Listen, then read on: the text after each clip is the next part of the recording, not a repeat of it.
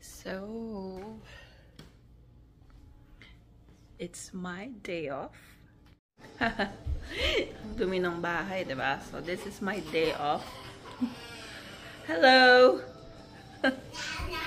Hello! So, it's my day off. That's why I am going to clean the whole day. Natulog lang ako kasi pagod na pagod ako last night. It's so tiring. Last night I was so busy. I only had 4 patients. Tapos actually nag-pushback sila kasi low census. Pero hindi ako na-pushback. Yun pa naman ang lagi kong wish na ma-pushback pag low census ako lagi ang ewan ko ba't hindi nila ako pinushback. Anyway, so 4 patients ako kagabi and they weren't bad until nung last hour na, nung bandang 5 o'clock nagkaroon ako ng admission and kailangan ko ng medyo hindi naman heavy pero kailangan niya ng PCA pump. So, and wala akong makita sa floor namin so naghahanap ako, hanap-hanap, naubos yung oras ko kakahanap. So, anyway, kaya napagod din ako kagabi. So, natulog ako. Para ako nag 3 shifts na, pero 2 shifts lang yun. Nagto 2 nights day off ako. 2 nights day off. Pero today is I have 2 days off. So, this is my first day off. Ngayon lang ako gumising. Kanina sinundo ko si Bibi. So, ngayon maghuhugas ng pinggan at maglilinis. So, malamang gising akong buong gabi. So, unang gagawin natin is mag-empty ng dishwasher. Lalagay natin ito sa kanya-kanyang lalagyan. Yan ang una kong ginagawa pag day off ko at gising ako. I try to stay awake kasi akala ko kapag natulog ako ng half day, at least gising ako ng hapon onwards, but hindi rin. Napagod talaga ako gabi. So, yan na. Hindi masyadong malinis pero mas okay na yan kaysa kanina, diba? So, magba-vacuum ako and then magmamap. But bago yan, magluto. Gumawa muna tayo ng kape. Gawa tayo ng coffee, guys. Gusto ko kasi cold coffee. So, huwag na yan. Kasi masyadong maliit. Ito siguro. Yan. Try natin ito. Alam niyo, ang tagal na ng coffee machine na to sa amin, guys. Siguro 2 years na to. Medyo pumapalpak na ng konti, pero pwede pa. Minsan matagal siyang mag-pour ng coffee. Pero, other than that, masarap pa rin yung coffee na napoproduce nito. So, yan.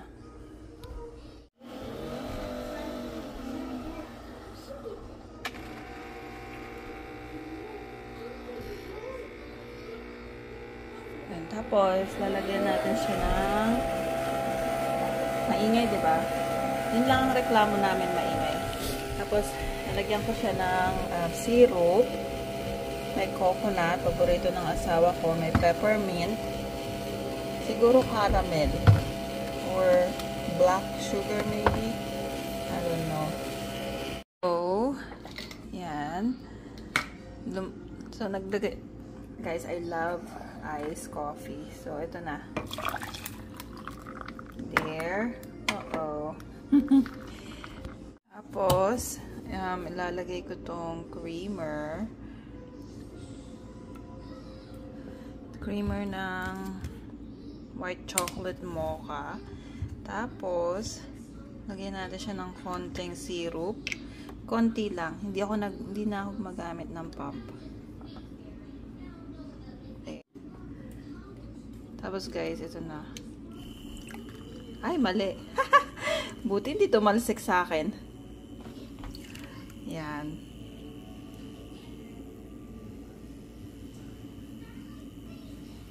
Nasira kasi yung foamer. So, nahalo na. Kaya natin ito. There you go. So, yan na ang coffee ko for tonight. O, diba?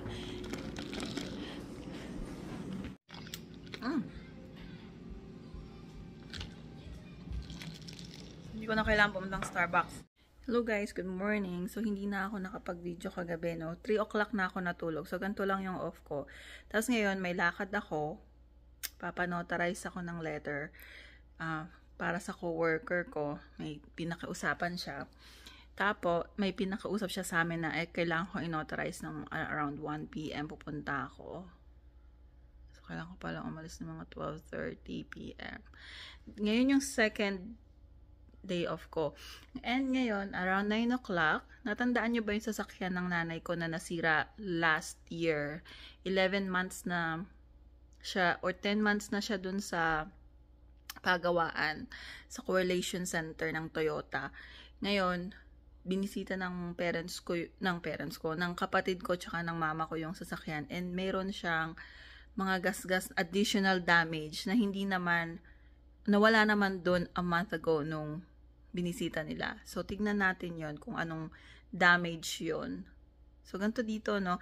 Hindi lang sa Pilipinas minsan talagang nakakainis. Depende talaga sa mga tao. Dito, di ba? Dito na ano sila na, oh, ba't tawag ka ng tawag ng general manager, supervisor? Kasi sometimes, pag yung mga tao dito, kapag hindi mo kinausap yung pinakamataas sa kanila, wala silang pakialam. So, kailangan talaga minsan magreklamo. No, kasi kung hindi, wala silang gagawin. So, tingnan natin mamaya. So, nandito kami guys sa ano. Tingnan mo mga gas, oh. Tingnan mo, oh. Parang ang inano na eh. Nilinis? Oo. Parang nilagyan nila ng ano. Wax. Oo.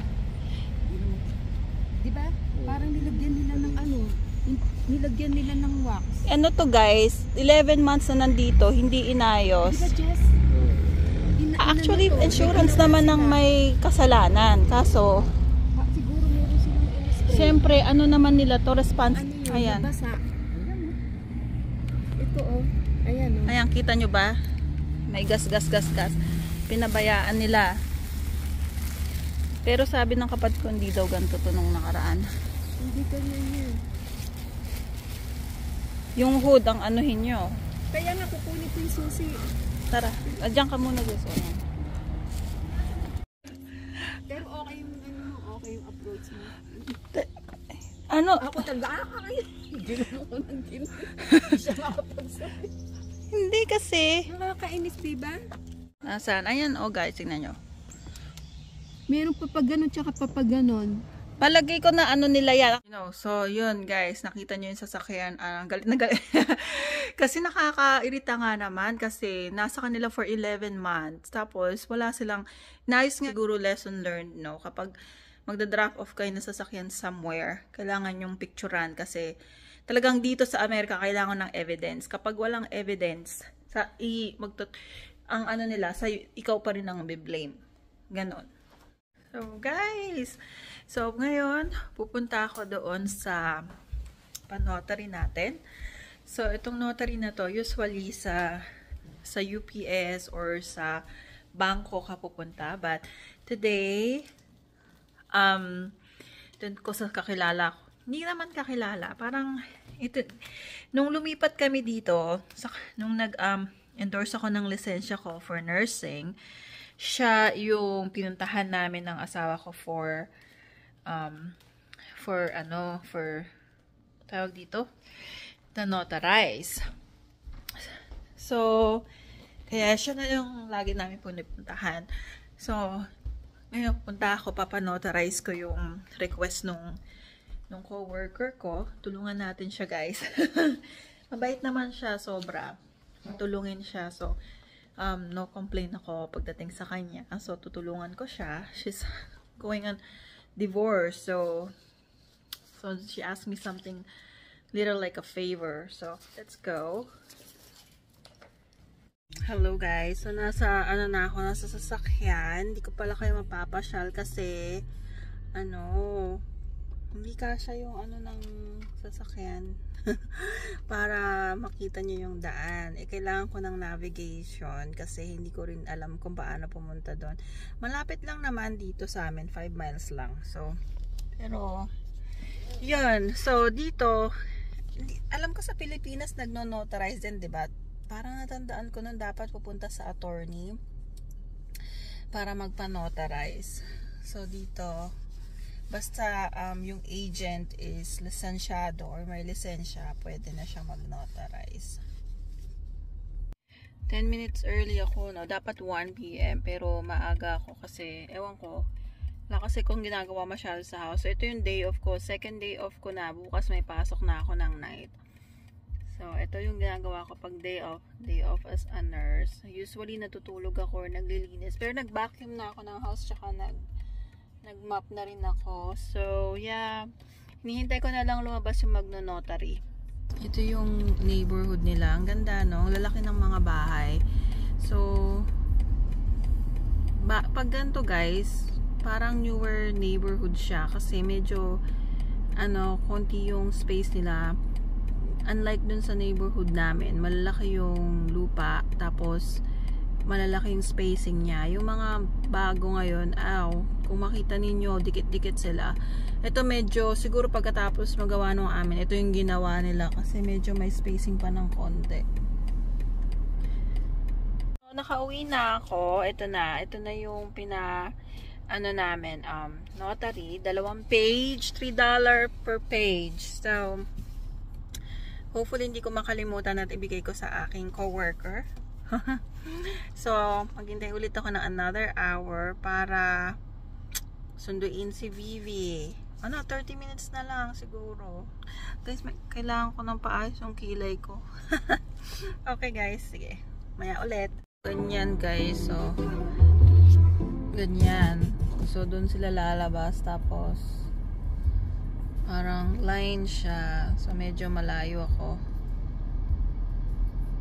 Hello guys, hindi na ako nakapag-video kasi ang daming tao doon sa store. So pumunta kami ng store, bumili kami ng mga pagkain. Yan, sa Trader Joe's, doon naman kami palagi. Hindi naman palagi, pero usually doon kami namimili. So, putla ako, pagod na ako. Bukas may pasok na naman. So ito lang yung day off ko. So usually natutulog sa first day, second day, doon lang medyo, nakakagawa, nakakapamili ng something. So, yon. Ano pa ba? Parang ang putla ko. Grabe. Nagtumigil ulit kami dito sa isa pang store kasi si Bibi gusto daw niya ng sausage, yung Vienna sausage. Ay, wala na kami sa house kaya bumili si Phil. Yeah, tapos magluluto ako ng steak. Madali lang naman yung steak lutuin, na mahirap lang kasi may mushroom sauce. Mushroom sauce. So, pakita ko sa inyo mamaya.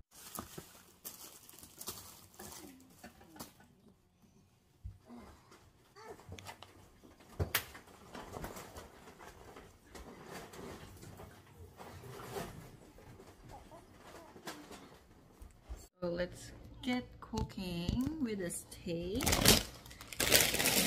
And, so ito yung mga steak na nabili namin.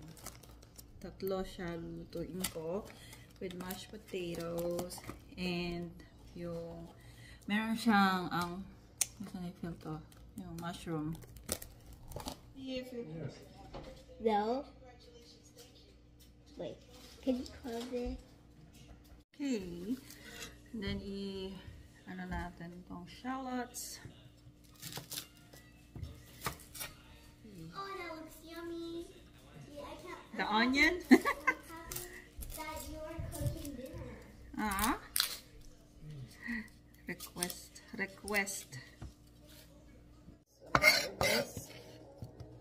Shallots. Dapat shallots. Meron din bang ganito sa Pilipinas? Mata ko.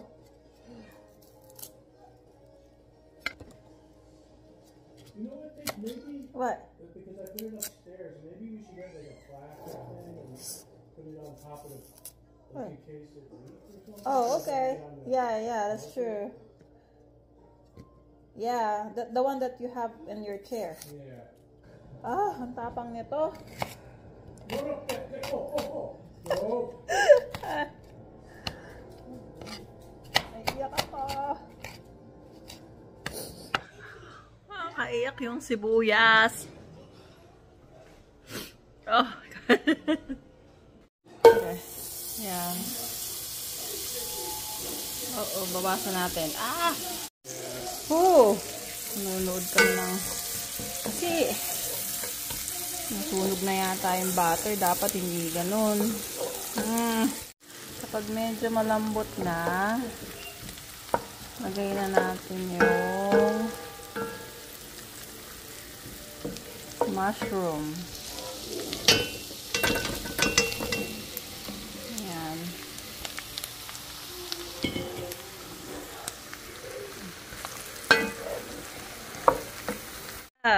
And then now we're gonna move to the steak.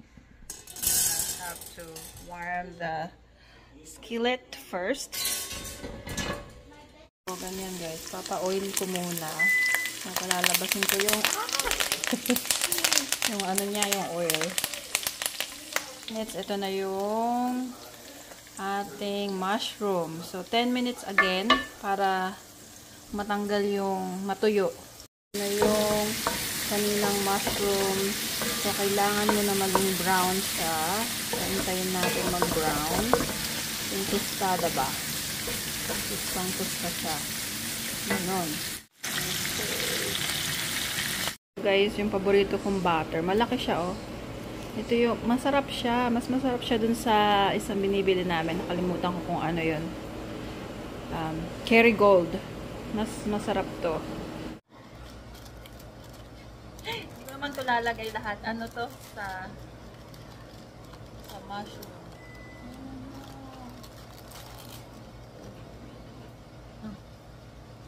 Next, magde-deglaze tayo ng wine. Ilalagay natin doon.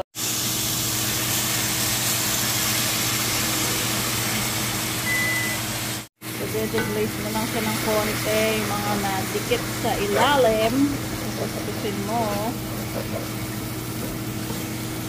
Hanggang mawala yung amoy ng alak. Ng alak talaga yun. Yung alcohol.